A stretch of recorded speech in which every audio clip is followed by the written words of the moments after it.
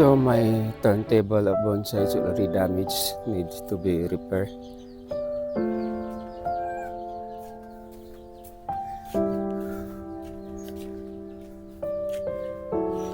So another day, another vlog na naman. So this afternoon, it's already 1 o'clock in the afternoon.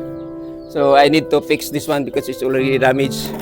But all I need is a pencil, hammer, jigsaw, nail, and we have a plywood. So just to cover up the hole. But my plywood is only 1/8, so I just double the 1/8, so it becomes into 1/4. So before that, I would like to share my bonsai materials that I cut early this morning.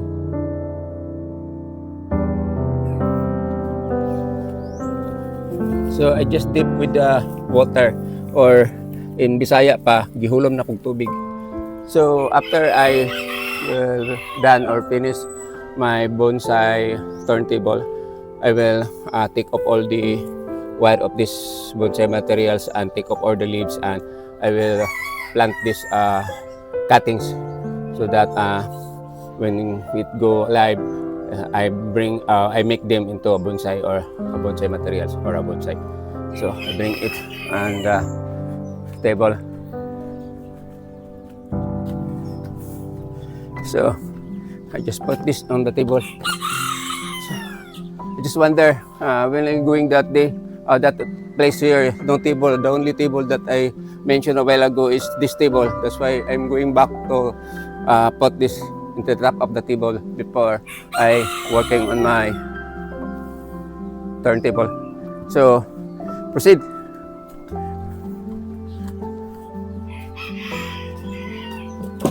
So time to repair my turning table for my bonsai, because this table is very expensive, so I cannot afford that they will be damaged on this one. So first to do, put this plywood down.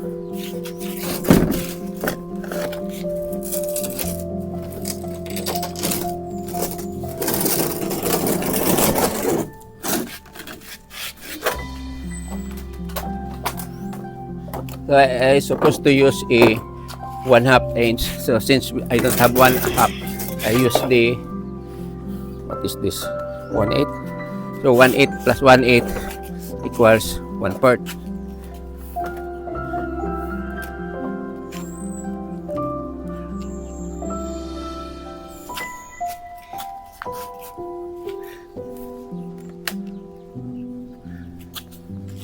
The use of pencil.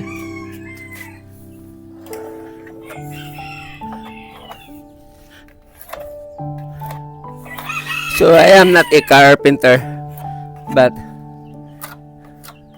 I try my best to do good. So since we don't have patungan, I just use my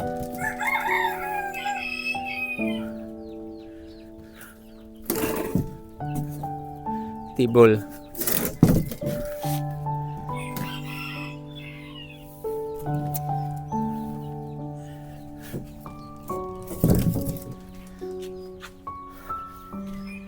So even though this is just only a minor repair, but it's hard them to do because the plywood is big.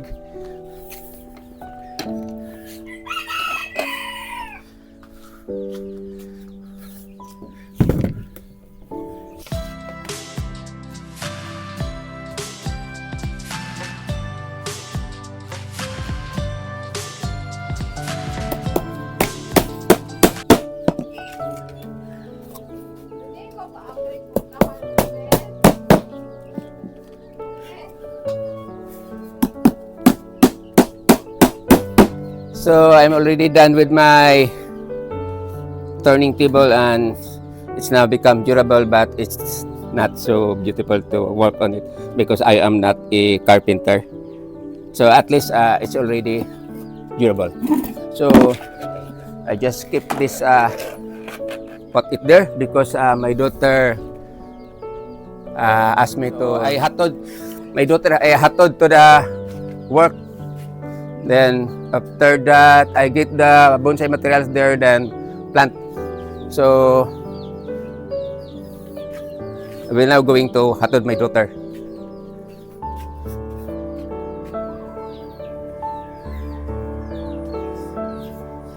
So time to work my bonsai materials. So I have additional 3 bonsai materials over here.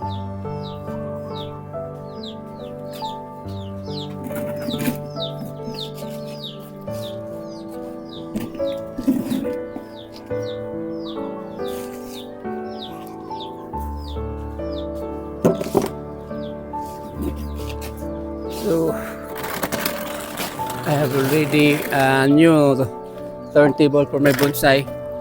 So this is the bonsai materials that I dip in water, then I take off or the leaves, then plant in the soil. When you plant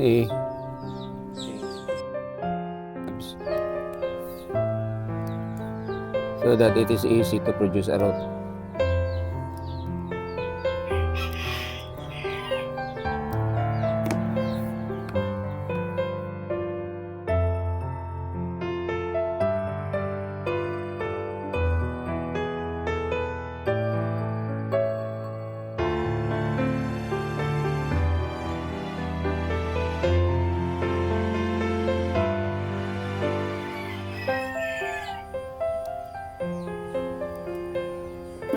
So this is now the 3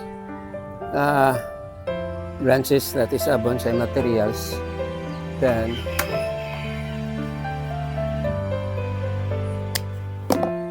the next step is take off all the wire so that it is easy to make this material out of what is this cuttings live. So take off all the wire.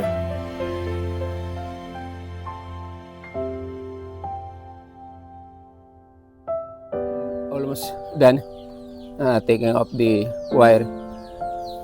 So I did not cut the wire, I just remove one by one because I need to use this wire to other bonsai materials that I have here in my surrounding, because it's very hard to find some wire here, and also it's very expensive.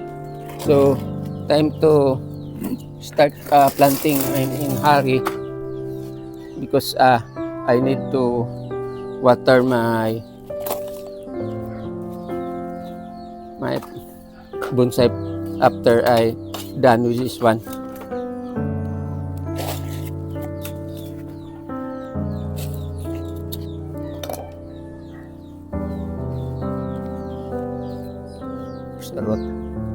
Just hope na it will help to survive these materials.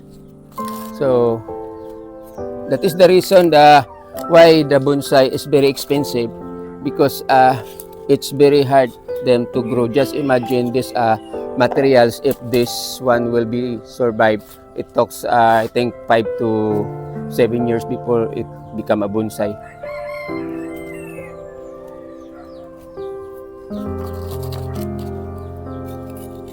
So I just hope that these cuttings from my bonsai materials, oh my god, it will survive.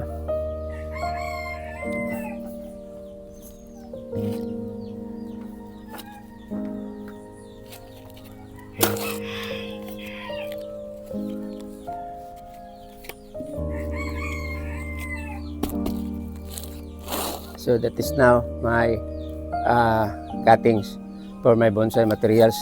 So we have here 3. Then the wire that I got from these materials, I just keep that, because if this will survive, I can use this wire. So I just hope that this this cutting will survive or alive after several weeks. So I just do an update if ever it will survive. So I just done the 3 cuttings from my bonsai materials here.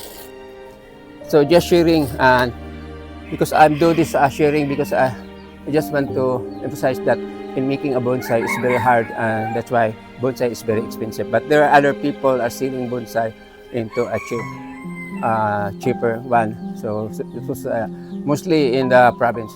So for this afternoon, it's already 5 o'clock. So just sharing about my bonsai journey at home. So this is my cuttings of my bonsai materials, and hopefully it will survive. So once again, thank you very much for watching. God bless you all. Have a nice afternoon ahead of you. Bye-bye.